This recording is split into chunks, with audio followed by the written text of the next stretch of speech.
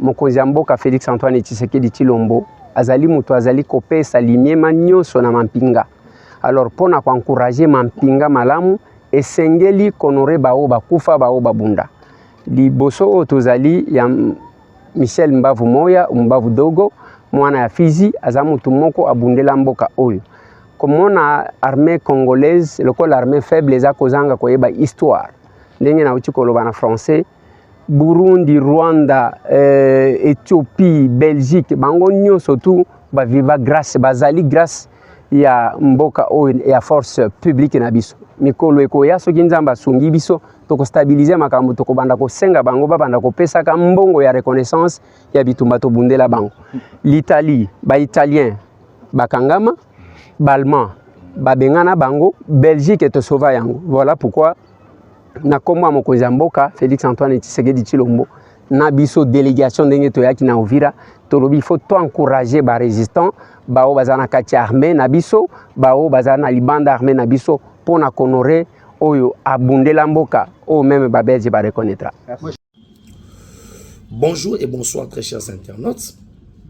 Balandia BM Télévision, je vais vous demander d'aimer la vidéo, de liker, de partager. Vous savez que les enjeux de l'ère et Nabiso, Tolobe la Mambo, Italimboka Nabiso. Après destitution, il y a Vital Kamerhe qui a démissionné. Je vais essayer un peu à réfléchir, mais je vais réfléchir aujourd'hui à haute voix. Léna pour réfléchir, mon c'était, mais je vais réfléchir à haute voix. Très chers internautes, ça fait mal. Aujourd'hui, on va essayer un peu de parler. Je vais vous demander d'aimer la vidéo, de liker, de partager la vidéo parce que c'est très important. Je vais parler aussi, il y a sortie médiatique, il y a Corneille Nangaa, Fona Lobelango, et alors qu'il soit président de la République, na tribune des Nations Unies, Fona Lobelango. Na obeta masolo moi mingi les lots parce que les gens se disent pourquoi Benjamin Azolobate boyena boye wana posa yoka mongo na ngina banda koloba bo emelenga vidéo bo like bo partager mamona ngina lobesa batu pasi ça va faire très mal mais je suis obligé de les parler parce que j'aime ce pays. Alors, une manière de le soutenir, c'est en aimant, en likant, en partageant la vidéo. Kaboulé l'anga direct, liker et puis partager. Aujourd'hui, je vais faire sortir de vérité. Et soit batou. Mais nous en direct, awa, banda koche langa ba j'aime, loba, fachi ou rien. Parce que faut tout loba. Bandeko, ça me fait très mal. Aujourd'hui, baluka basala ignorance. Pe bakosa ba congolais. La personne de Vital Kamerhe, sans être contredit, n'a jamais lâché Kabila. Dans toutes les circonstances. J'aimerais expliquer quelque chose. Potoyeba, Makamouni Désolika. Le nom de VK, Vital Kamerhe, et Bandi Koyebana, Makasi, après la mort, il y a Moussé Laurent Désiré Kabila. Comment ça? La mort de Moussé Laurent Désiré Kabila qui intervient un certain 16 janvier 2001, né on assassinat Moussé Laurent Désiré Kabila. On a parlé des marbres, les fameuses histoires au Boyoka, Banaoua Moussé, Baboumi Moussé, en Swahili. Mais jusqu'aujourd'hui, tout ce qu'on a qui a tué Moussé. Après la mort de Moussé, le tout premier ministre de la communication et médias, parce que papa na biso Dominique Sakomi Munongo père son âme atika biso lui ne mutakundi musée comme étant ministre de la communication et médias. Tout premier ministre après lui ya musée il y a communication et médias, c'est Vital Kamerhe. Moussala Oyo, Patrick Mouya Osala Lelo. Moussala Obadba Sala.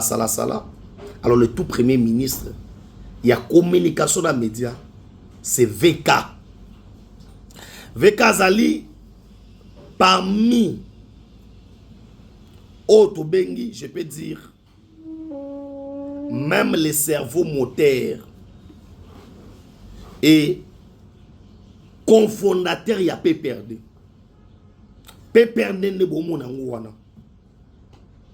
Parmi batu oyo, balaki si biso PPRD. Ba mouye mayo pona PPRD. C'est Vital Kamerhe, créateur, bras droit à Joseph Kabila. Aimez la vidéo, likez, partagez. Bande koleno ya kito solo la. So boko tchelanga ba j'aime wana te. Boko melangai na ba commenteur. Na mona ndi bo mata. Bozana no muke en ligne. Na ngaki lelo na pesa na ba congolais. Toyeba mutu d'où il vient. Créateur ya PPRD. Aussi longtemps Hippolyte Kanambe Kazembe et Joseph Kabila vient remplacer son père.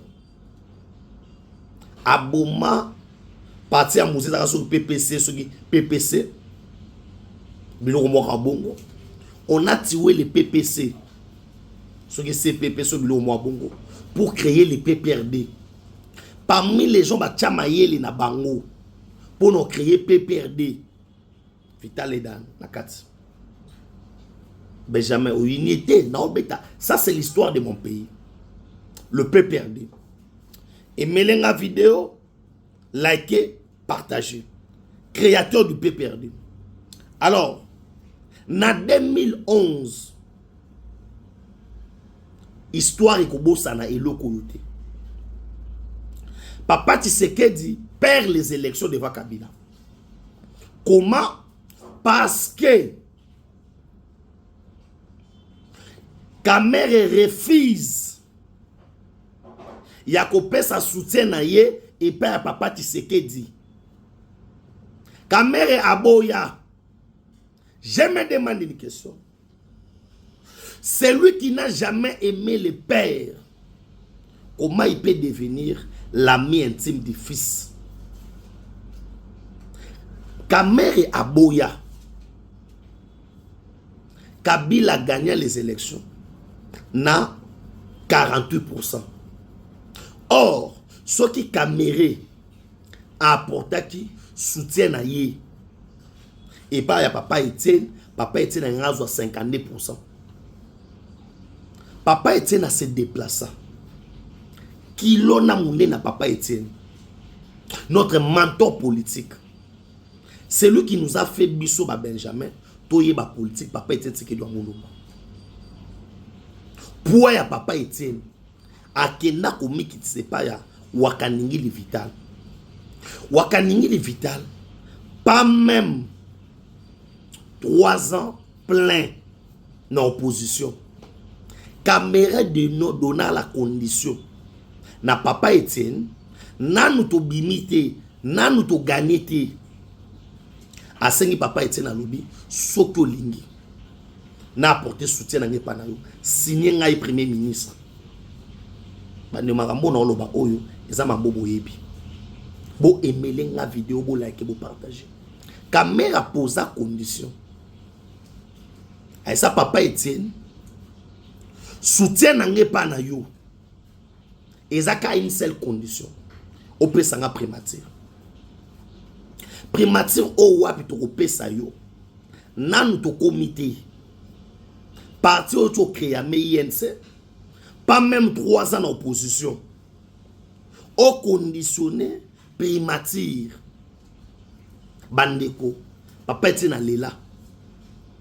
no mon papa eti na benga caméléon ngati pour mona ba documentation eza bande ko na ngina loba makambo ya grave awa bo like linga vidéo bo like bo partager.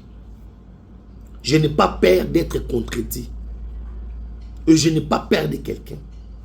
Quand je parle na loba na mutema passe, les gars a refusé Kabila gagné élection na Moyibi en 2011. Pourquoi? Parce que Kamere n'a pas voulu que sa papa était un soutien à yé. Sauf qui Kamere a pesaka, papa était un soutien à yé. En 2011, Kabila lingaki azanga ndenge nini ya koleka. Kabila était cloué. Mouto azongi sa Kabila. Mouto Kabila tina na opposition c'est Kamere. C'est Kamere. Cloué. Kamere a toujours sauvé Kabila. Il voulait le faire encore comme état président de l'Assemblée nationale. Nakoko mawana. Bo aimer vidéo bo like. Ba mama bo talanga, bo koma ba commentaire na bino bo tcha j'aime. Ozolamba, Olanda BM télévision. Yo mbala liboso Olanda BM. Non senga na bino bo s'abonner massivement. Bo like pe bo partager. Bo kaboule langa direct bandeko. Et c'est très très important. C'est pour nous encourager. Bo tcha j'aime te. Ba j'aime na mino za mukie. Kamere est apportant de soutien. Kamere a été toujours le béquille de Joseph Kabila. C'est le béquille de Joseph Kabila. Kamere a commandé un livre. Pourquoi je soutiens Joseph Kabila? Matikala kokoma jamais. Pourquoi j'ai choisi Tshisekedi? Ma comment pourquoi j'ai choisi Kabila? En 2011, Kamere sauve Kabila. Aboya ko accorder soutien na ye na papa ya Félix Tshisekedi. Question moto mituna tilelo. Comment Kamere oya boya ko apporter soutien chez le père, il a accepté de soutenir le fils. Hein? Tout le monde imaginer le père qui était plus grand que le fils. Le père qui avait une vision. L'auteur y a vision. Oh, c'est son père. Si Kamere n'était pas convaincu de la vision de la père, qui est le peuple d'abord, c'est cette vision-là que le président Tshisekedi vient mettre en œuvre aujourd'hui. Et ça a la même vision. Le président Tshisekedi vient accomplir la vision de son père. La vision de son père, qui était l'état des droits. Le peuple est d'abord. Et la vision n'a pas changé. La question est de savoir comment celui qui n'a pas soutenu le fils, le père, pardon, est devenu l'allié du fils, Mabomba Miezali. Je vous dis, il a été toujours délégué par Kabila pour le sauver.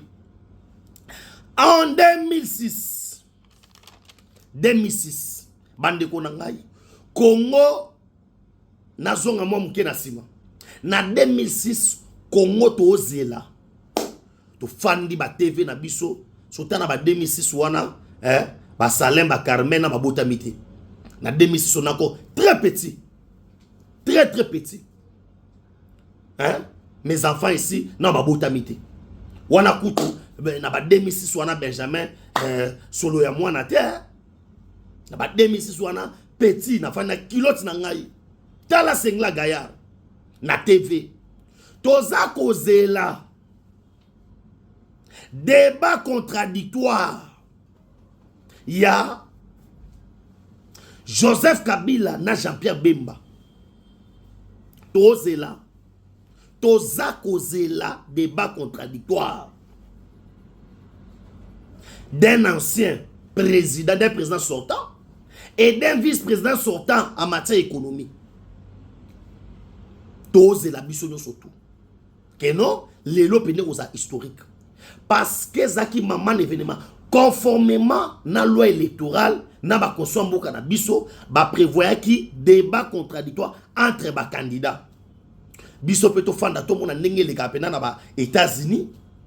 Oh, Hillary Clinton, Donald Trump. Oh, bo ndenge le kaka. Ndenge le kapena na la France que non, Macron, Jean-Marie Le Pen, bo biloko mo bongo. Alors, le peuple congolais tozala qui concentré bandeko. Tozo c'est la débat contradictoire bandeko nanga. To fanda boy, to mona pena que no débat. C'est que bitumba ya ba pensée. To kaka RFI leli. RFI leli. Caméra a la déclaration. Nous avons évité les débats contradictoires entre le président sortant Joseph Kabila et monsieur Jean-Pierre Bemba, vice-président de la République démocratique du Congo. De peur que Bemba allait sauter sur Kabila. Tolela. Tout le monde. Toleli. Tolobi. Ah! Et là, Kobiso to bande kozela. Yangoyo. Kamera zang sabiso débat. Kamera sauva Kabila. Kabila na Bemba na débat contradictoire. Ce jour-là, c'était fini pour Kabila. Kamere a sauvé Kabila en 2006. Kamere sauve Kabila en 2011. En refusant son soutien, et pas Papa Etienne. En 2006, Kamere a évité Bemba débat contradictoire na Kabila. C'était alors que le peuple congolais allait savoir que Kabila c'est un abruti. Que Kabila n'est rien. Na otanga mamono otanga nous makambo ba fait historique. Pona koma lelo. Benjamin Kanaki tena kaniete botikanga na loba. Aimez la vidéo Franklin Semikulutu nanga en direct à matin na peso mote bo emele nga vidéo bwana kochela nga ba j'aime ba commentaire na bino. So makambo na lobeza lokuta bokoma. Na commentaire na mon ndenge zo mataboy. So pesa solo bon bah oui Benjamin avance au la vérité. J'aimerais voir Benjamin avance au la vérité. Na 2016 Kabila cloué. Kabila il faut ça sa élection. To bandi ko bima na ba kulutu na ngai et belé a IDPS. Yaya non. To mona makam. Na 2016 on vient avec cette histoire ya Kodjo. Encore Kamere. Papa Etienne aboya makambu ya Kodjo. Aboya na motema moko makambu ya Kodjo.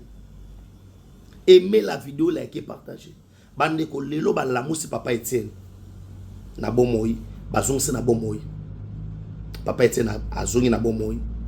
Alors na kozonga na zongi na bomoi atali mopanze ya mwana ye amoni na kamere Papa Etienne osenga azonga ne na liwa ki amona mwana na ye ba collaborer na kamere.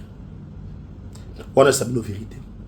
Kamere a apporté soutien na ye na dialogue ya Kodjo. Dialogue ya Kodjo en 2016 du 19 au 20 septembre. Aujourd'hui, 9 jours pour jour. Aujourd'hui, 9 jours pour jour. Oyo. Batumba ba combattant IDPS. Batumba ba combattant IDPS. Batumba. Neto mona batumba ka Thompson. Batumba ka Dendon. Batumba ka Ntaba. Batumba ba combattant ya UDPS. To lela. To chama boko na mutu. Ah! Papa Etienne aya papa ngani. Na ajo komaki na 80 quelque. Père. Et mena okoya na permanence. Solo pas possible. Batu batika loko makaku. 9 ans aujourd'hui jour pour jour. S'il y a des gens qui ont des blessures, c'est nous. Kamere Kodjo. Alors, faisons très très attention. na mois oyo ya septembre. On doit faire très très attention. L'histoire de mon pays, ils ont rappelé une date moko historique. C'est en ce mois de septembre. Aujourd'hui, 34 jours pour jour. 34 jours pour jour. Il y a mois où il y a septembre. Il y a mois où il y a septembre. 34 jours pour jour. Oyo. Du 23 au 24. Pillage et salama mboka oyo. Pillage et salama mboka oyo. Du 23 au 24. Vers 3h et quelques. Pillage et salama mboka na Congo. Quand na mois où il y a septembre. Aujourd'hui, 28 ans. 28 ans après. Soit le 7 septembre 1997.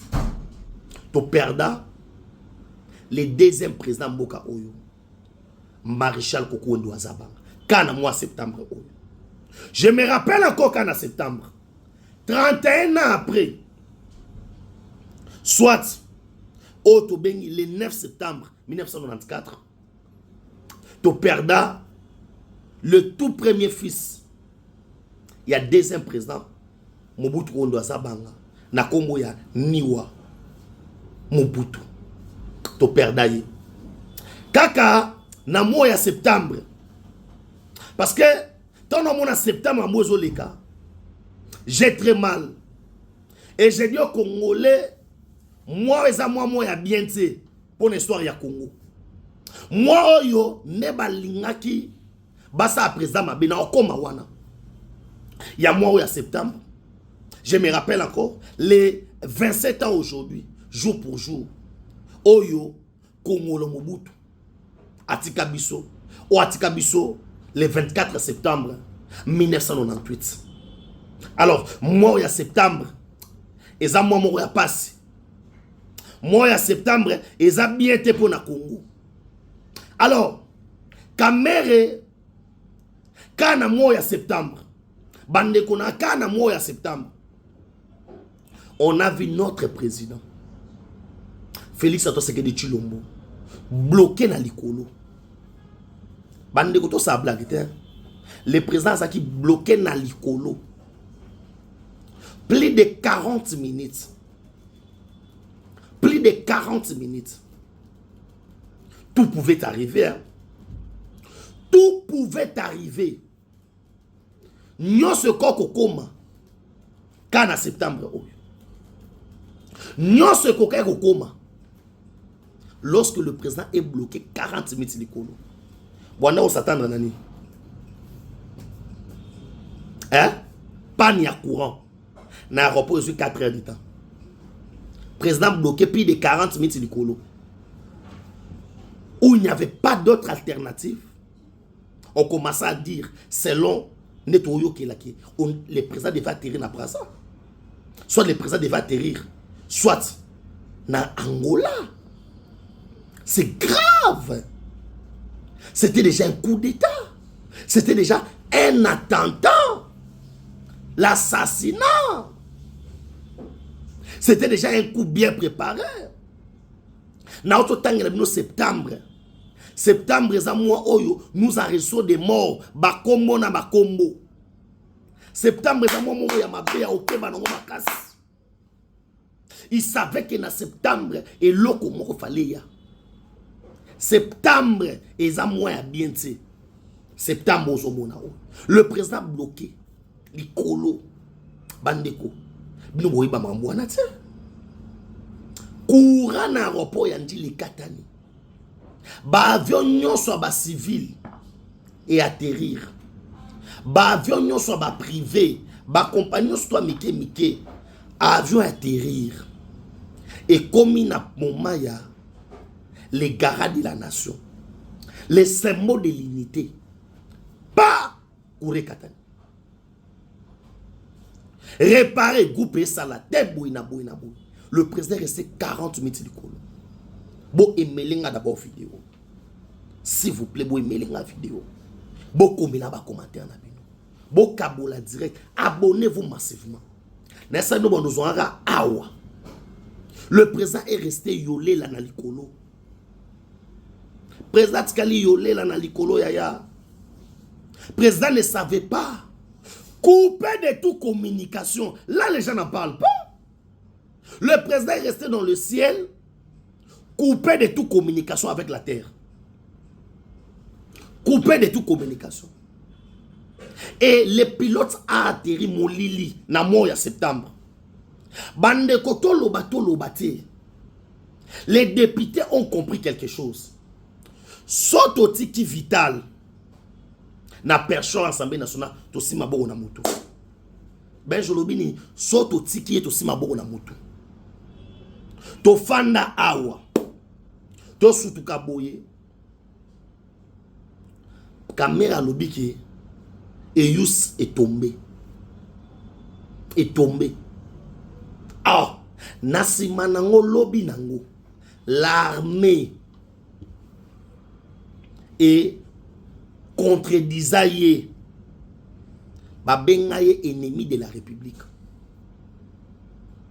Quelques jours après, il s'est tombé. Tolobani. Na kangi parenthèse. Lelo oyo, on ne peut pas nous taxer. Yababiloko baolo bawana. Parce que les gens ne savent pas. Makamunengeza na niveau interne. Pe makamunengeza na kati. Bakbayebite. Aujourd'hui, vous allez comprendre qu'il y avait un plan. Il y a Mabé contre Fachi. Parce que l'Assemblée nationale, c'est pas moi. On va nous faire voir que changement de constitution, non. Or, il y avait des problèmes, il y a des fonds. Caméra Lungwe Awa. À qui anniversaire, moi, ceux qui n'ont Paris, ceux qui ont place à Kendaki. Quand on a caméra Zongi, ici, ceux qui n'ont Assemblée nationale, ils ont problème en papier. Mbongo, il y a voyage, Ezalaki. Il y a déplacé. La charge à l'État. Comme État président de l'Assemblée nationale. Mais mbongo, il y a reçu papier. Une manière, il y a perçoit Wana comme état instrument. Il y a ridiculiser nango baksho chef de l'État. Kamere Aswanina général Uboya Kachama. Général a lobby qu'il y a des députés au bazo soutenir ba rebelle. Wana général a pesna ba kombo na bango, na ba parti politique na bango. Et là comme aussi monsieur Zalé que non, le président de l'Assemblée nationale a commis défenseur. Il y a ba anti-valeur. Et awasuko yoka ngaite. Pasteur Godem Poyi na moko ba vidéo na ye comme tambo na réseaux sociaux. Il a dit qu'il s'agit de problème ya moyibi. Il n'y a pas de transparence dans mamboutali gestion na ye. Gestion na ye ezamabe. Et lorsque ba votaka ba loi dans l'Assemblée nationale, so ba un projet de loi, il faut ce qu'ils allaient dans 50 articles. Il faut ba bandako analyser article moko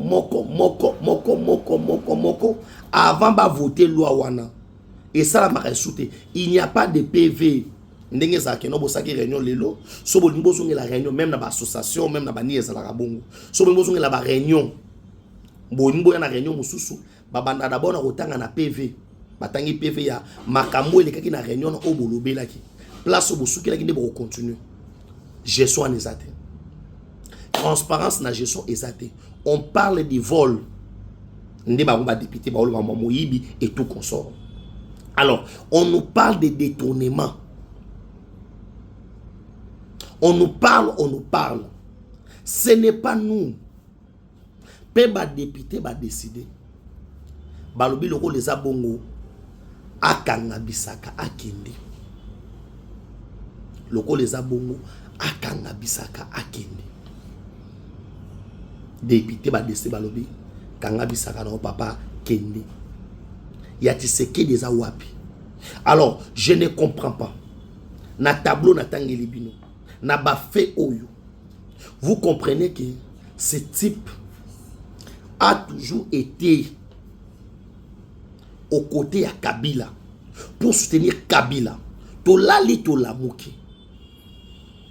On ne parle pas le même langage avec lui na ba question oyo ezali d'ordre très capital.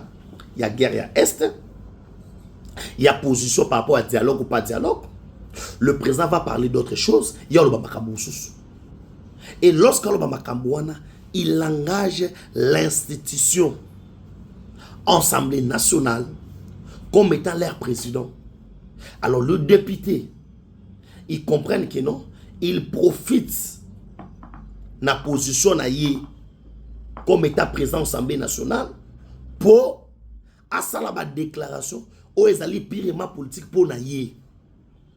Bandeko, obolandanga, bo aimer vidéo, bo like, bo kabole langa direct, bo aimer vidéo, bo chilampe na ba jemana mwande zomata.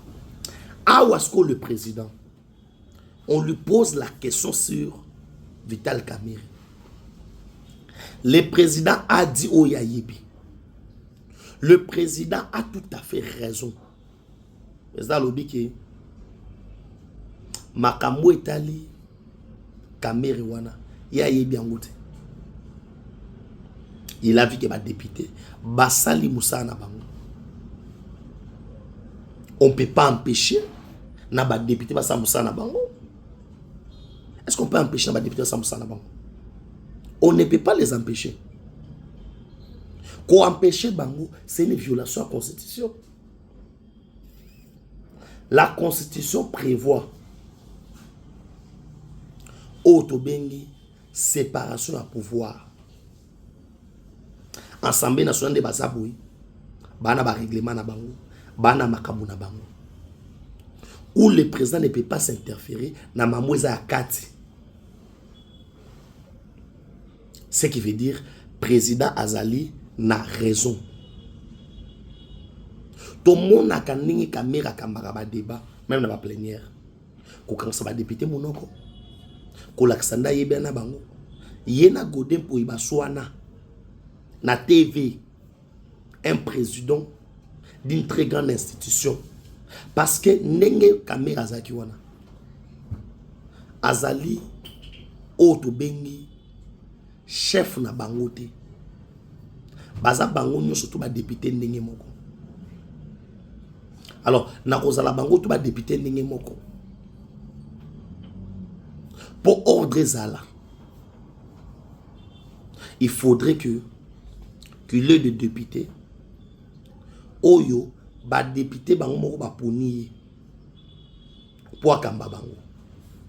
Alors sauf qui ba député ba cheyo pour kamba bango oza papa na bangote, c'est une responsabilité. Alors il n'a pas fait du bien par rapport à Bakatiwana. Aimez la vidéo, likez, partagez. Na koti na discours ya mokonza mboka to allocution na ye na niveau ya auto bengi Nations Unies.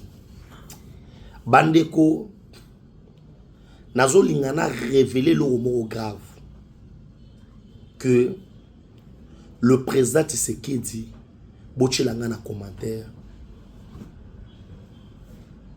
je suis béton. Beaucoup de commentaire je suis béton. Point. Lorsque le président Tshisekedi, après avoir eu Kamaloba Donald Trump, de la manière dont il a justifié Makamoussami na monde, la crise, la guerre et tout consort. Il a dit qu'il a traité ma guerre, bani. Le président Tshisekedi a gagné mon été. Le président Tshisekedi automatiquement a boyi à l'obiqué. Jamais na RDC États-Unis a aidé biso na solution, mais la solution wana est boti mboumate. Ça veut dire on ne peut pas accepter que biso ba Congolais tondimake accord, dialogue, Doha et tout consort. Et des biso, makele la mindou que si là. Président Boyango. Et à l'obia, on devait attribuer la Nations Unies. Pour nous savoir que le président Satan n'a makambo mususu n'a plus de responsabilités n'a ba pays wana. Pourquoi? Les guerre ya est bandi wapi toujours na histoire. Guerre o ya est et outi na conflit ya 1994. Oyo on a tué un président na Rwanda et pas Paul Kagame. Na kombo ya Juvenal Abiyarimana. Ba bombarda avion na ye. Et pas ya Kagame oyo. Ba senga biso to fungola ba frontière. Ba Rwanda ba koti awa. Ba koti na 94. 95, 96, guerre et bandit. Paix à son âme, Kukuendo Azabanga, Mobutu Sese Seko, Oyo, Lelo. On comprend beaucoup de choses à crier que sur la balkanisation. Lelo, 28 ans après, le roi maréchal Mobutu Kokondo Azabanga, beaucoup de choses nous rattrapent. Les Rwandais, Bakote, na soutien à Américains, on doit se dire de vérité. Non, qui bat non, est-ce que les États-Unis ont aussi sa guerre à Est? Oui. Parce que Bakolo guerre est à Bango. Il voulait plus parler à maréchal Mobutu. On doit connaître les vraies causes en Bokanabiso. Basé pour ça soit maréchal Mobutu. Les Américains ont décidé de mettre une autre personne dans la place à Mobutu. Guerre Longwe et Banabiso. Ils ont créé ce mécanisme à minérer. Bateau Banabiso. Et la guerre a continué. Et aujourd'hui, le président Tshisekedi a raison. Yakolobake, Bosali Nabino. Mais Bosali, Obiso to Ander Ozela. Obiso to Ander Ozela. Batu ba vivre na Kiwanja, Kishishe, Sake, Loko la bat ba vivaka. Na Chicago, na Miami, na Boston, na Iowa, bat ba vivre bon. Ba vivre en paix. Alors, et comité. C'est pourquoi le président congolais a eu Maloba directement. Pour Nakola Kisake, Marambo Trump a lobby yangote. Bosali na bino. Mais Bosali na niveau oyo, toza nango besoin de. Le Congo a besoin de plus. Congo a na posa koleka. O bino bolimbo pesa biso wana. Nous avons besoin de la paix. Aimez la vidéo, likez, partagez.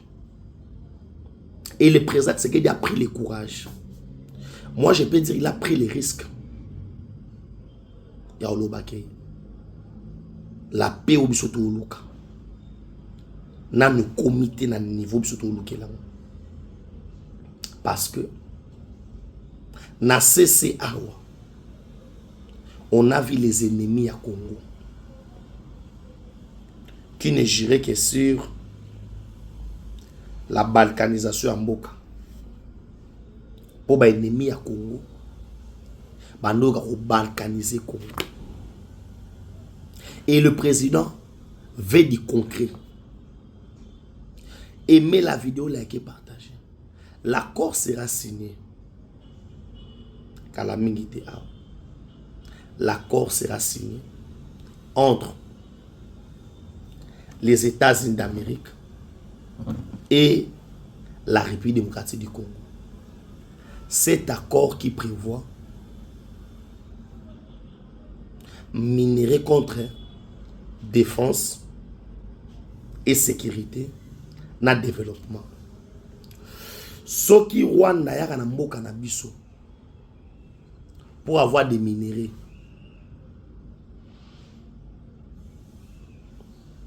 Pour ça la boye. Faut boye baki. Biso.